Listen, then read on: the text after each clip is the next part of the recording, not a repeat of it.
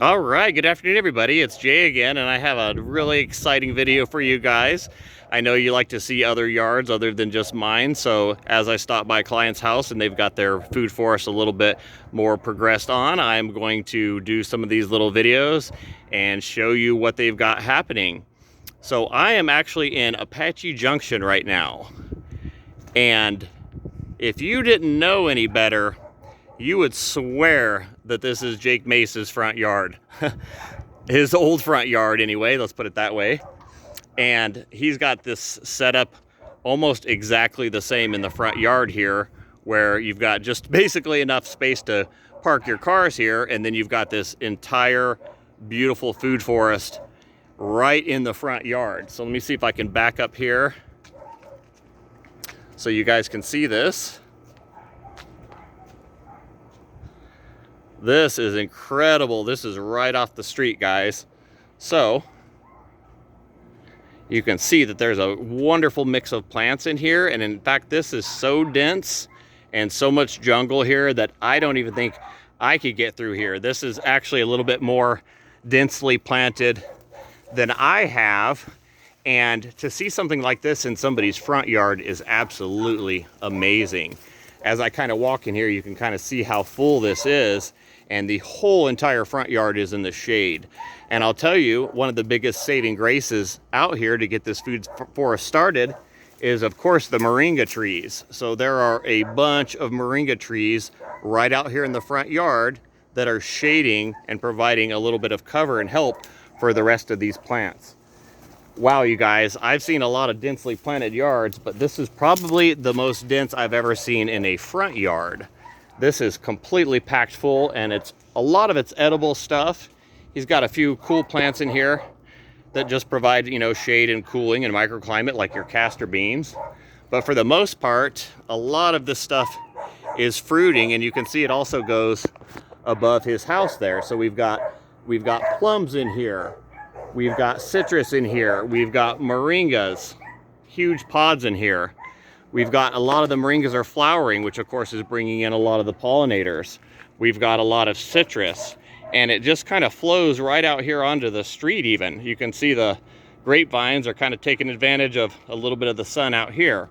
But as we walk through here, you guys can see that this is just absolutely beautiful and packed to the nines. Look at these fig trees. These fig trees are absolutely stunning. Huge trees. And this happened in a very short period of time. I think he's been working on this food forest for about 3 years. So you see that this is definitely possible in a very short period of time.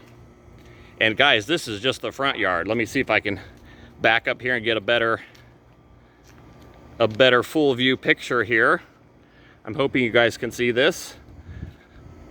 The sun's sort of blasting directly on me right now, but I'm going to walk over here to the side, and you guys can just see that it's just absolutely full all the way to the border of his property. So his property ends right here, and you can see that the grapes, they look amazing for this time of the year. Grapes are usually pretty beat up this time of the year, but these look absolutely perfect, and they're sprawling out here all across the yard. And of course, he's got, like I said, he's got moringas everywhere. That was sort of his first line of defense in getting a really good front yard. So you want to talk about thick, guys. You want to talk about full and a lot of fruit. Well, this is going to do it for you. I am quite shocked, even myself, on how people are taking this like even a level above what I'm doing. These figs, I mean, you can see that they're just packed in here, and they're full of fruit too. They're not just growing. These things are full of fruit. But guys, I can't even get in here. This is so dense and so dark and cool. Oh my gosh, guys, the humidity and the moisture. And he's got some bananas. You can see that these are doing really well, growing back here in a little bit of shade. And of course, they're gonna poke up into the sun when they're ready to produce their bananas. But man, this is incredible. This is incredible for a front yard. So now I'm up here on the patio where you would normally look out onto the street, and you can kind of see how dark and cool it is back here. These fig trees are just amazing. So it looks like a lot of the plants in the front yard here are going to be moringas and figs and some stone fruit. Now let's head to the back, because some of the plants that are back there are trees that I have grown, and I have started and propagated and sold him, and he's taken those all to the next level. And here we've got another moringa tree, and you guys can see how well these do here. These things do absolutely amazing right out here in the full sun, and they give you a wonderful microclimate, and they are also a very beautiful tree. So this is on the side here, and we're gonna head towards the back here in just a second. All right, so now we're getting into the meat and potatoes of this. This is the backyard, and this is where he's putting a lot of his larger trees to give him really good shade. And there are several trees that are back here that I propagated and sold to him, and man, have they grown. They have really grown in the time that it's been since I sold him these fruit trees. So you see that the fruit trees that I grow and sell are awesome once they get a lot bigger. So what is this giant fig right here? Well, this is a giant tiger panache. This is one of the little bit more difficult fig trees to grow here in Phoenix, Arizona. And he has an enormous one back here now in the full sun, because now that it is a little bit bigger, of course, it can take the full sun. They all started out as shorter trees, obviously. And let's go take a look at the fruit here, so you guys can see these. There's your fruit. There's your tiger panache figs. And I'm telling you, this thing is stunning. This is an absolutely beautiful tree. Look at these guys. And this is all on hose water. He does not have flood irrigation. So if he's getting these results out here in Apache Junction, guys, you guys are gonna have to step it up a little bit, because this is an amazing amount of growth. Now let's pan right over here to a Shangri-La Mulberry.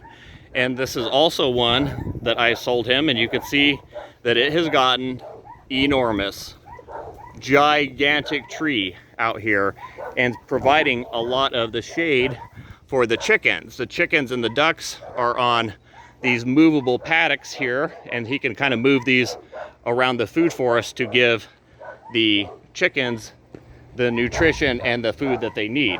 So let me come around here to the side, and we're going to look at another mulberry. So this is a Pakistani. Huge trees, guys. You can see it's above the power line there to the left. And then as we dip back into the forest here, we start seeing other trees. So this is a carob, and this is actually one of mine also that I sold him. And this one has really grown, because he bought this as a really, really small plant. But this is a female fruiting carob. There's the Shangri-La over here to the side, enormous leaves. Then we've got a peach here, and it looks amazing. Look at the size of this thing. Because these are all grown like giant bushes. You can see that a lot of these aren't treed. And when you tree trees in Arizona, they don't do so well. So they've got a nice short trunk on them, and they've got a branch system that starts a lot lower. And it provides a lot of shade lower, and you can also reach the fruit because it's a little bit more down towards your level.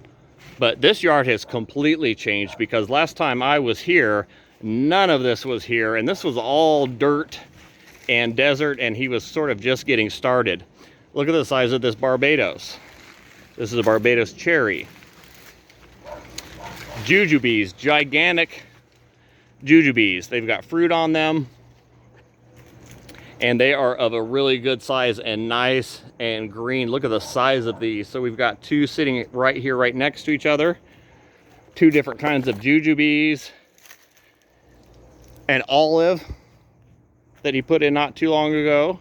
Here's an olive. We've got another peach right behind it. Enormous. All these plants, all these trees have gotten really big. Another peach. I'm telling you, this growth is possible. This is a 2 to 3 year process and results. And I was trying to show you guys that it's not just me or my yard.